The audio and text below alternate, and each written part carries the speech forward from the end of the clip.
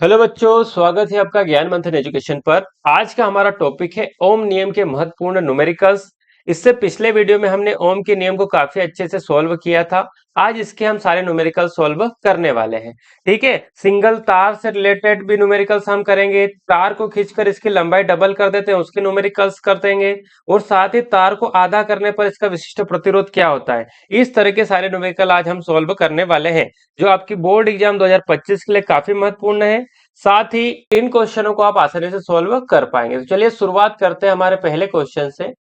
पहला क्वेश्चन है आपका कि एक चालक का प्रतिरोध 1.5 ओम है, इसके सिरों पर विभवांतर 3 वोल्ट है, तो प्रतिरोध से प्रवाहित धारा की गणना कीजिए। तीन चीजें हैं, सीधा सिंपल आपका ओम का नियम लगाना है। तो ओम का नियम क्या होता है आपका, V is equal to I R. ये आपने पढ़ा होगा अच्छे से। ठीक है, यहाँ पर प्रतिरोध मतलब आर की वैल्यू आपको दे रखी है 1.5 ओम। ठीक है, और आपको विभवांतर 3 वोल्ट मतलब वोल्टेज दे रखा है 3 वोल्ट। आपको क्या फाइंड आउट करना है, आई की वैल्यू आपको फाइंड आउट करना है। अब इस फॉर्मूले को मैं चेंज करता हूं, या आई की वैल्यू चाहिए तो आर को बराबर के उस साइड ले जाऊंगा तो कहां चले जाएगा, डिवाइड में चले जाएगा। तो ये बच जाएगा आई बराबर वी अपॉन आर। तो यहाँ पर वी की वैल्यू मेरे पास 3 है, आर की वैल्यू मेरे पास है 1.5। पॉइंट हटाऊंगा तो ऊपर 0 लग जाएगा, 15 से कैंसिल करेंगे 30 को तो 2 बार में खत्म।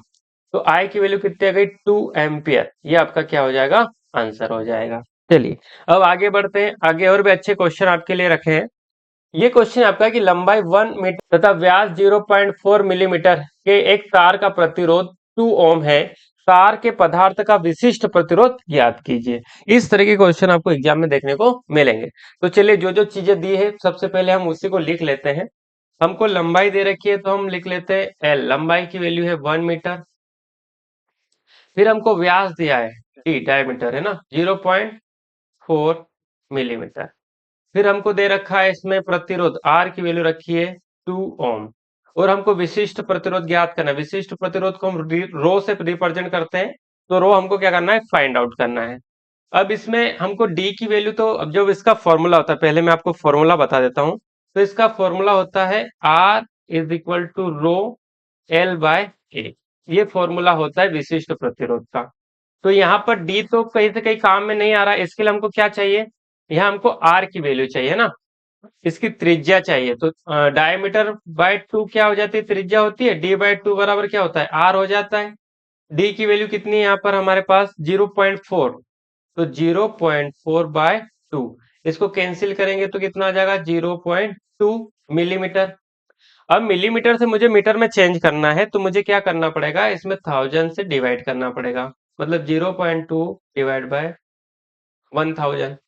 ये पॉइंट हटाएंगे तो नीचे एक जीरो और लग जाएगी। तो क्या लिख सकता हूं मैं इसको, 2 × 10⁻⁴ मीटर। ये चीज आपको आनी चाहिए समझ में, इतना बड़ा इसीलिए मैंने करके दिखाया है आपको, कि ये अगर आपको अच्छे से क्लियर होगा तो आपके लिए न्यूमेरिकल काफी आसान हो जाएंगे। ठीक है, चलिए तो आप फॉर्मूले में सारी चीजें हम पुट करते हैं जो जो हमको दिया है। हमको विशिष्ट प्रतिरोध चाहिए तो मैं रो को इस साइड रखता हूं, बाकी ए को इधर ले जाऊंगा तो इसके साथ मल्टीप्लाई में चले जाएगा आर के साथ, और एल इनके डिवाइड में चले जाएगा।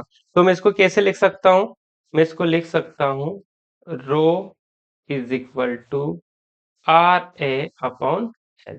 ठीक है, अब ए की वैल्यू भी मेरे पास नहीं है, तो किसी भी तार का जो एरिया होता है वो क्या होता है, या किसी सर्कल का जो एरिया निकालता है कैसे निकालते हैं, पाई आर स्क्वायर से। तो इसकी जगह हम क्या रख देंगे, पाई आर स्क्वायर।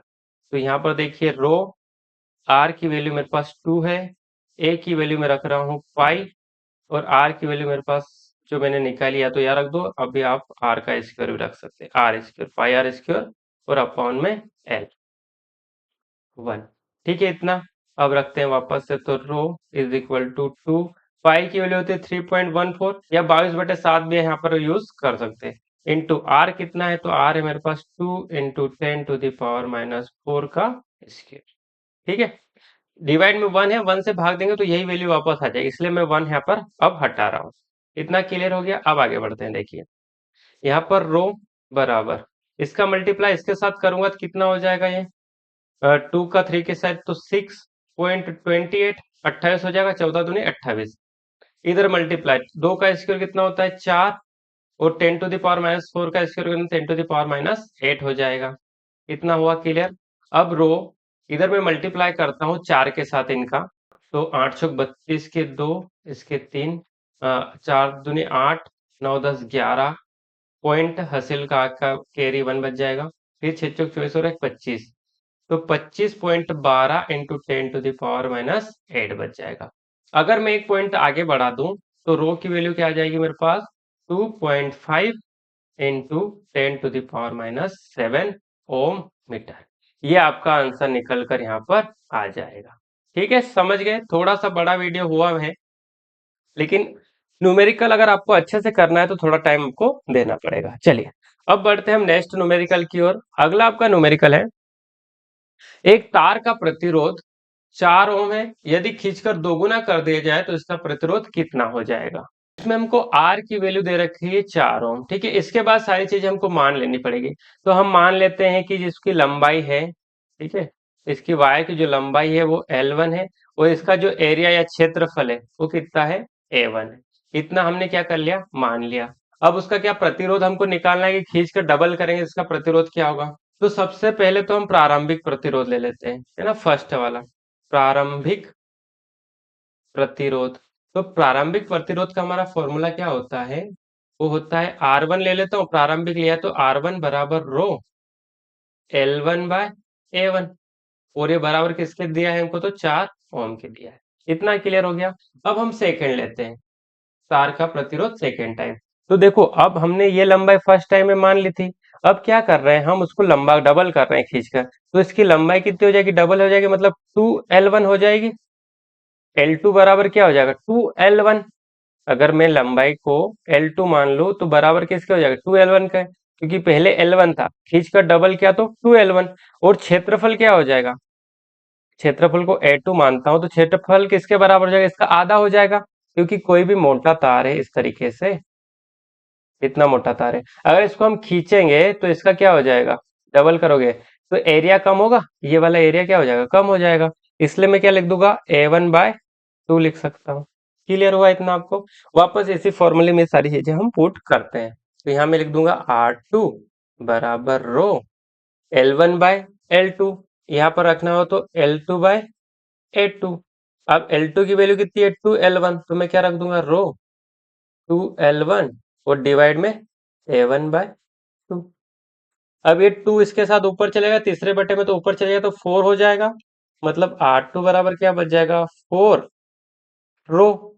ये 2 और 2 का मल्टीप्लाई हुआ तो 4 रो L1/A1। अब देखिए ये जितनी वैल्यू है रो L1/A1, रो L1/A1 किसके बराबर है, 4 के बराबर है या R1 के बराबर है। आप चाहे तो R1 रख सकते हैं या डायरेक्ट 4 भी रख सकते हैं इसकी जगह। R2 बराबर क्या हो जाएगा मेरे पास, 4 × 4, दोनों का मल्टीप्लाई करेंगे तो कितना आंसर आपका, 16 ओम आ जाए। ठीक है, और यही इसका क्या हो जाएगा, आंसर हो जाएगा। कि किसी भी तार को अगर आप खींचकर उसको दुगुना कर देते हैं तो वो कितने गुना बढ़ जाता है, 4 गुना बढ़ जाता है। ये आपको ऑब्जेक्टिव में भी क्वेश्चन पूछा जाता है। चलिए अब अगले न्यूमेरिकल पर हमारा बढ़ते हैं। अगला है कि एक तार का प्रतिरोध 4 ओम है, यदि इसे दोहरा कर के आधा कर दिया जाए तो इसका प्रतिरोध कितना होगा। मतलब वैसे ही क्वेश्चन है, लेकिन इस बार उसकी जो उसका लेंथ उसको हम आधी कर रहे हैं, मतलब इस तरीका से है वायर। अब इसको हम क्या कर रहे हैं, इस तरह से ले जा रहे हैं आधी दूर, और वापस पलटा के इस साइड ला रहे हैं, दोहरा रहे हैं उसी को। ठीक है, तो लेंथ क्या हो गई, आधी हो गई। तो वापस से मान लेते हैं इसमें, एक तो हमको आर की वैल्यू दे रखी कितनी है, 4 ओम। ठीक है, फिर हम मान लेते हैं कि माना लंबाई कितनी है भाई इसकी, L1, और इसका क्षेत्रफल कितना है, एरिया A1। ठीक है, इतना मान लिया। वही फॉर्मूला लगाएंगे तो R बराबर रो L1/A1 हो जाएगा। ठीक है, ये फर्स्ट है क्लियर।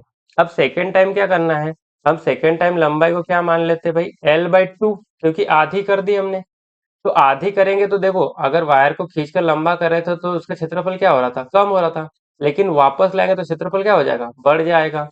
तो क्षेत्रफल क्या हो जाएगा, इसका क्षेत्रफल हो जाएगा 2A1, डबल हो जाएगा 2A1। इसको हम L2 के बराबर मान लें, इसको A2 के बराबर मान लेते हैं। तो अब हमारा फॉर्मूला क्या बन जाएगा, R बराबर रो, इसको आप R1 नाम दे दीजिएगा, इसको R2 नाम दे देते हैं। तो रो यहाँ पर क्या हो जाएगा, L2/A2। देखिए अब क्या होगा कि R2 बराबर रो, L2 की वैल्यू क्या है, L1/2, तो इसको ऐसे लिख सकते हैं L1/2, और डिवाइड में A2 की वैल्यू कितनी है, 2A1, तो 2A1। अब ये वाला भी नीचे ही है, इसके साथ ही मल्टीप्लाई में है, तो क्या हो जाएगा, इनका मल्टीप्लाई हो जाएगा, तो R2 की वैल्यू कितनी बच जाएगी, रो L1/4A1। ठीक है, क्योंकि ये डिवाइड में ही है ना।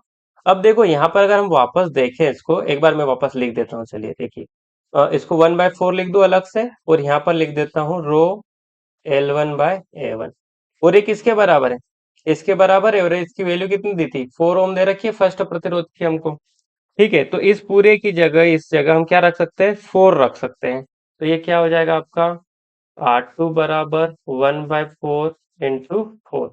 इस 4 से ये 4 कैंसिल, तो R2 की वैल्यू कितनी निकल के आ गई, 1 ओम निकल के आ गई। ठीक है, और ये क्या हो जाएगा, इसका आंसर हो जाएगा।